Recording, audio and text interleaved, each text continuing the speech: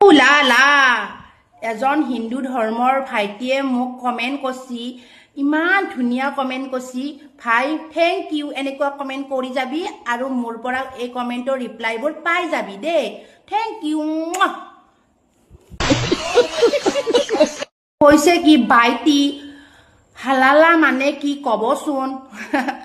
halala মানে মই তলৰ এই কোণাটোতে লগাই দিছো চাবা দে ভাইটি লখিমপুৰত সংঘটিত হৈছে এক জঘন্য কাণ্ড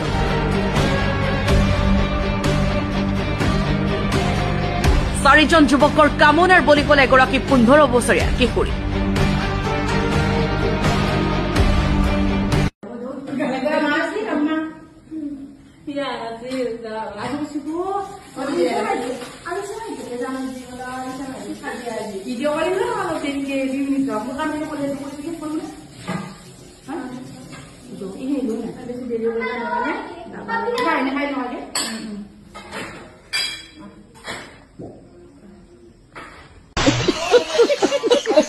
এই যে চাৰিজন হিন্দু লৰাই এটা 15 বছৰীয়া ছোৱালীক ধৰ্ষণ কৰি প্ৰেগনেন্ট বনাই দিছে কিন্তু হিন্দু ঘৰৰে লৰা হয় এই নিউজটো যদি পাই ভাইটি চাবচোন ইয়াকে কবে হালালা আইও মোৰ বাছা নাজনে নহয় সেই কাৰণে মই মানে কলো দে হিমান আজলা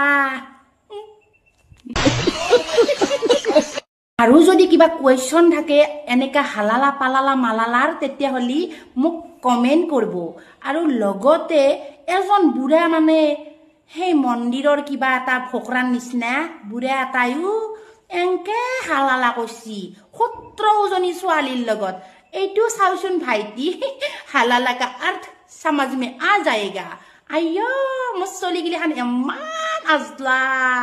বাপ্পাও মোৰ ভাই গিলি হান ইমান আজলা বাপ্পাও মই বুঢ়ী নহয় আছো দে মই কবা কাৰণে তহঁতক সকলোবোৰ কম হালালা কা अर्थ হালালাৰ মিনিং সব খুচৰি খুচৰি ওলাইছো আজি মই আইও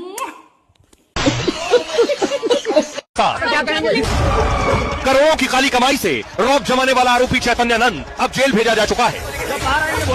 आप पर यह था कि आप लगातार छात्राओं का शोषण और चेकी बगाड़ने का हर सच सामने आएगा क्योंकि सलाखों में कानून का डंडा चलेगा तो बाबा सारे काले रास्ते